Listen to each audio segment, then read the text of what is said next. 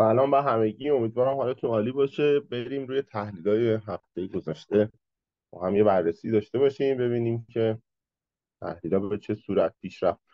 هفته گذشته با هم دیگه بیت کوین رو بررسی کردیم و اینکه دو تا محدوده هفته پیش مشخص کردم. این محدوده بالا که 73500 تا 74500 که سقف بیت کوینه، که حالا بالاترین محدوده تقریبا $73000 سقف بیت کوینه.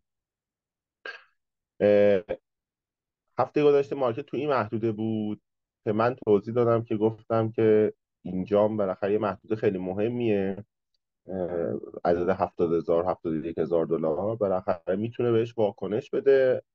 اگه بیاد پرقدرت رد کنه که خب دوباره میریم به سمت آل تایم های، ولی اگه نه که ستاپ داد بین این دوتا محدوده شما میتونید که حالا شورتش کنید، ولی تارگت دیگه پایینتر نه دیگه، همین محدوده که دقیقا همین اتفاق افتاد. نکنید اینجا بود که داشتیم با هم صحبت میکردیم که من گفتم که باید همه محدوده ها رو مشخص کردم. گفتم باید بیاد کف رو بزنه که بروکن ترین بشه.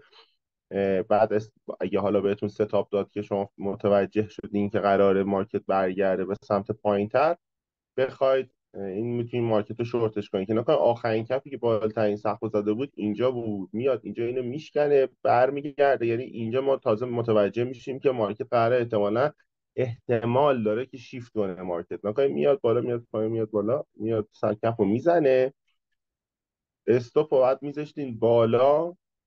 من خودم یه بار استاپ خوردم. به خاطر چی؟ به خاطر این خودم فکر میکردم تو این محدوده ها بیاد، اگه استاپ واسم بذارم اینجا میاد مثلا میریزه، ولی اومد بالا قشنگ.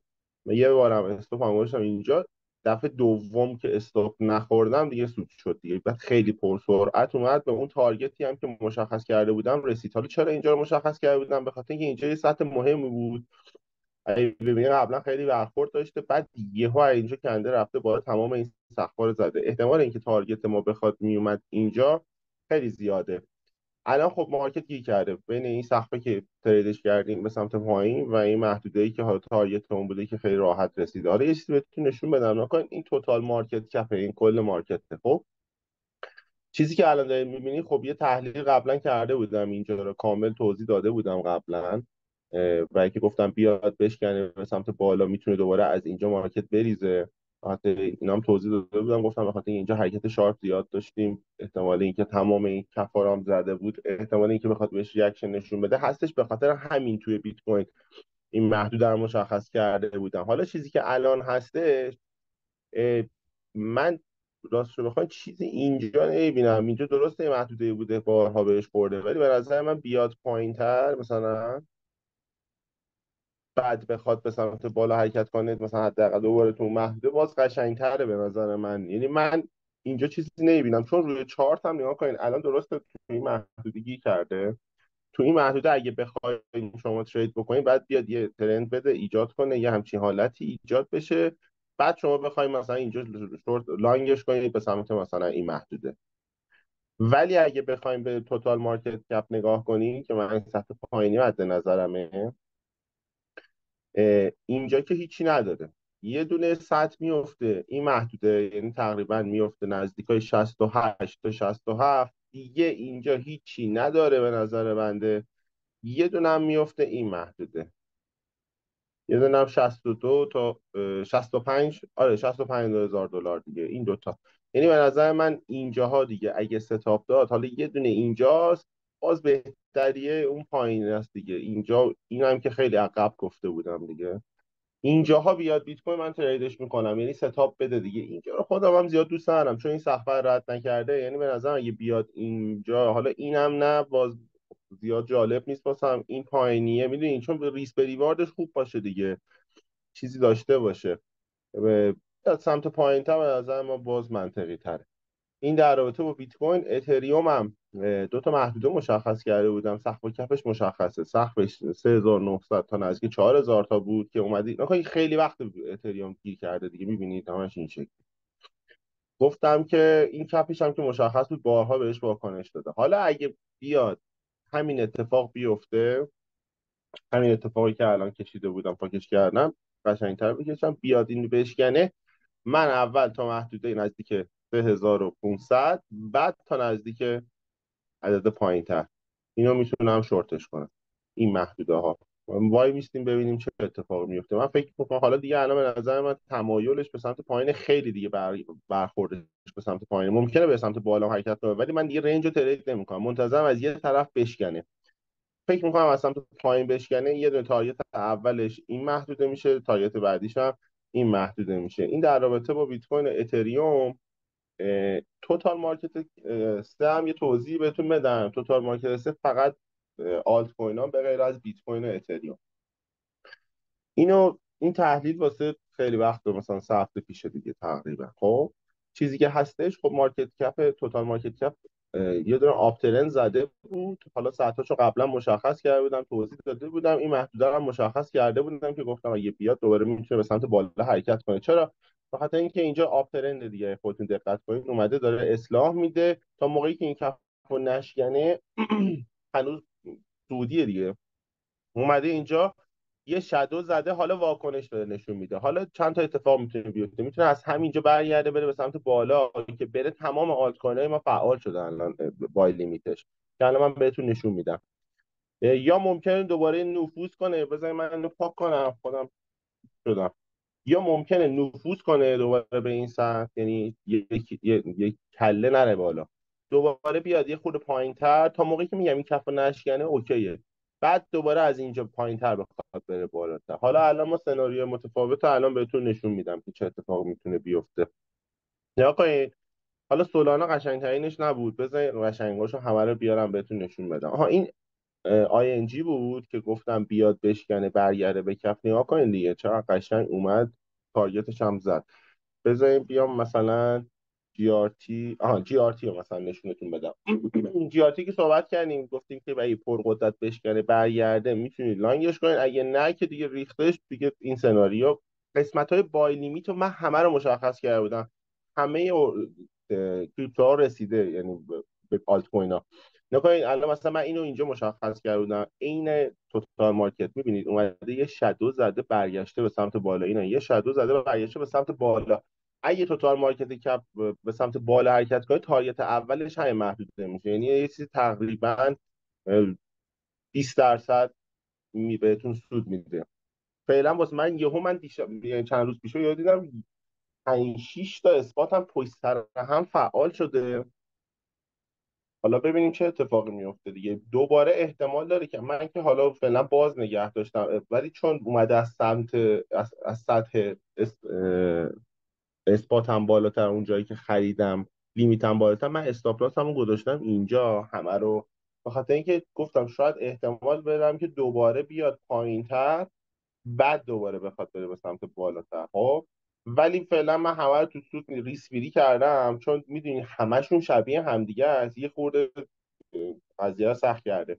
این رندره که این محدوده رو مشخص کرده بودم، گفتم بین 8 تا 8.5 دلار محدوده خیلی مهمیه که بخوایم بعدا شما لانگش کنید اگه اومد این سطح شکست، چون این محدوده گیر کرده بود دیگه. داشتم اینجا رو هفته پیش توضیح میدادم. فعلا نگاه کنید تارگتش همین محدوده بالا، یعنی اینجاست. فعلا خیلی راحت و ایزی داره میرسه بهش. چقدر میشه برسه بالا؟ 16% تقریبا. آپتیمیزم نگاه کنید دوباره اینم این سطح پایینی فعال شده که این قشنگ هفته پیش توضیح دادم، همشون محدوده پایینیشون فعال شده. پولکادات هم ببینیم با هم دیگه، پولکادات هم فعال شده. یه خورده چارتا دیگه خط خطیش زیاده، ببخشید من اینا رو چون باید دیگه پاکش میکنم، تحلیلای گذشته میفته. پولکادات هم اگه قرار باشه بیاد بالا، من تا این محدوده رو لانگش میکنم، یعنی تقریبا تا 7 دلار. من همه رو استاپ لاس گذاشتم اینجا که واسطم بزنیم ببینیم چه اتفاقی میفته. یه دونه آواکس که الان ناکاین اومده شادو زده داره به سمت بالا حرکت میکنه، تارگت اولش هم این محدود است، تقریبا میشه نزدیک 35 دلار، الان رو 32 دلاره.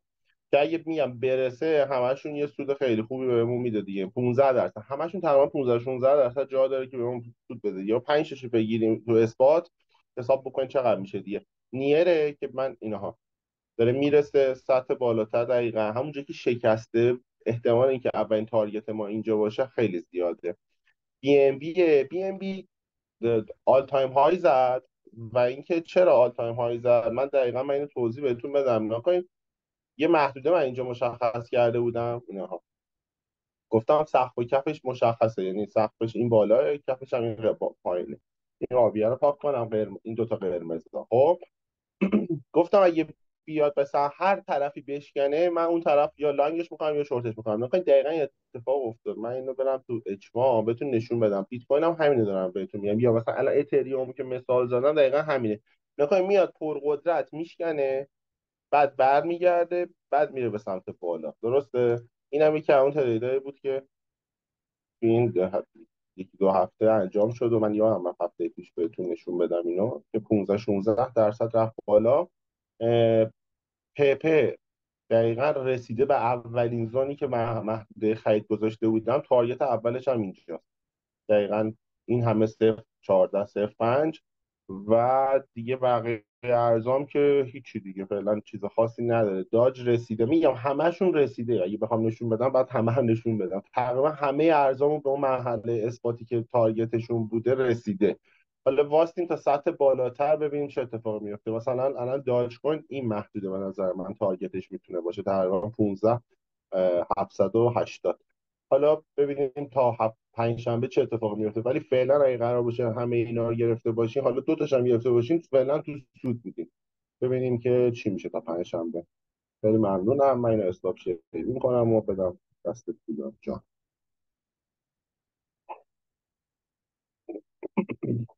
آک، مرسی مرسی. سلام دوستان، وقتتون بخیر. امیدوارم که حالتون خوب باشه.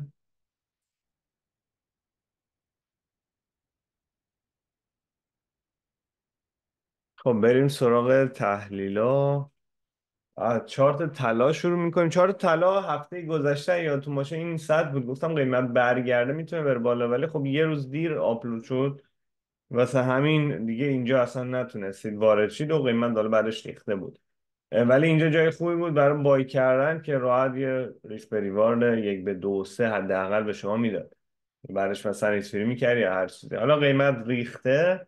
امشب سعی میکنیم زودتر بگیم آپلود کنیم، چون این همکارمون رفته مسافرت واسه همین اینترنت خیلی قوی هم نداره، یه خورده دیر آپلود میشه. ولی خب حالا اگه شد امشب آپلود بشه که خیلی خوبه، زودتر به دستتون میرسه. خب قیمت اینجا ریخته، این سطحی که رنج بوده رو شکسته. قیمت برگرده این بالا سیگنال بده میتونید وارد شید، وارد سل بشید. یه ناحیه هم این کف ها، این کف خیلی مهمه. یعنی این کف هم الان ما داریم میبینیم، این کفی که هست این 2277. اگه قیمت اول بیاد اینجا بیاد بالا یه مقدار برای سلش ریسکیه، مگر از همینجا بیاد بالا اینجا برای سل خیلی بهتره. میشه $2324 حدودا اینجاها. ناحیه خوبیه برای سل کردن. چارت بعدی داو جونز. داو جونز همین صد بود که گفته بودین قیمت بیاد اینجا شما میتونید از اینجا سل کنید، که قیمت میبینید اینجا قوی اومد بالا برگشت و همینجا بود دیگه هفته گذشته پنجشنبه. گفتیم اینجا میتونید سل کنید، میبینید قیمت اومده یه بار ریزش و بار بعدی باز دوباره اومده ریزش داشته از این سطح. حالا باز دوباره احتمال داریم به سمت پایین، یعنی این سطح رو بشکنه، این سطحی که هست اینو بشکنه، قیمت قشنگ اینجا داره تا این کف یا حتی پایینتر هم بخواد بیاد. خب اول اینجا رو باید ببینه. خب چارت بعدی AUD CHF هم این ناحیه است که حالا بهش نرسیده ولی قیمت بیاد شما میتونید سل کنید. میشه 0.59 590 و بالا 0.59 660. چارت بعدی هم یورو سی اچ اف که دیگه حالا ریزشش رو داشته، ولی بخوایم بگیم این سطح خودش مهمه واسه ما. باز دوباره قیمت بیاد اینجا سیگنال بده میتونید بگیرید ناحیه 0.97 228. انزل یو اس که این سطح بود ما تحلیل بای داشتیم، قیمت الان به شدت ریخته، داره خودش رو میرسونه باز به این سطح. ولی این سطح میبینید چند تا برخورد داشته دیگه، پر ریسک برای بای کردن.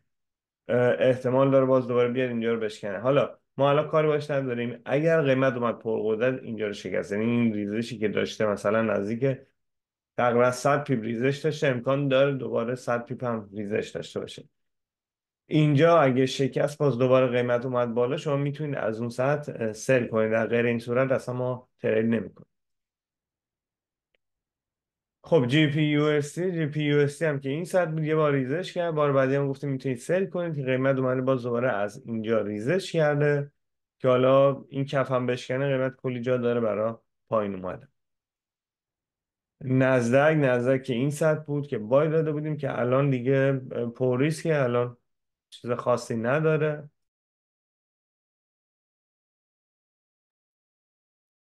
چارت بعدی AUDNZD. AUDNZD این ناحیه میشه گفت 1.08 160 و بالا 1.08 250 قیمت اینجا بیاد شما میتونید سل کنید.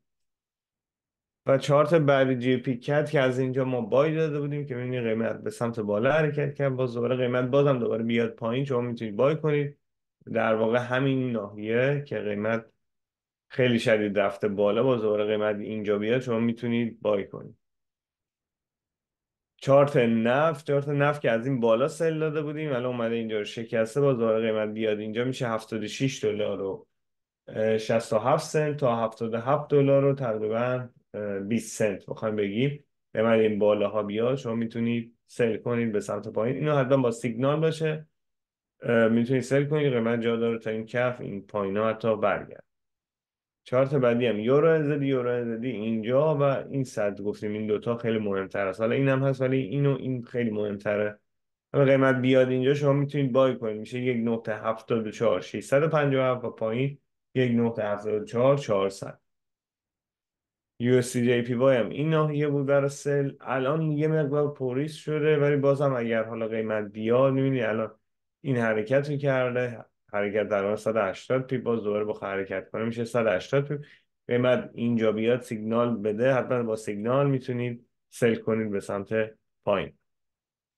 بعد چهارتای بعدی هم GPCHF که این سطح بود که حالا الان این چیز خاصی نداره و میریم رو USDCHF اینجا بود گفتیم قیمت بیاد شما میتونید سل کنید که اینجا اگر سل کردید استاپ خوردید. البته این خب سیگنالش مثلا ساعت چند بوده تقریبا میشه جمعه بوده، جمعه آخر هفته بوده، حالا یه مقدار پوریس بود ولی اگه گرفتید استاپ خوردید. الان این بالایی پوریس که این یکی خیلی عالیه که میشه ناحیه 0.90 745 و بالا 0.90 850. قیمت اینجا بیاد شما میتونید سل کنید. این بود از تحلیل ها، امیدوارم که پرسود باشید. از طرف من خدا نگهدار.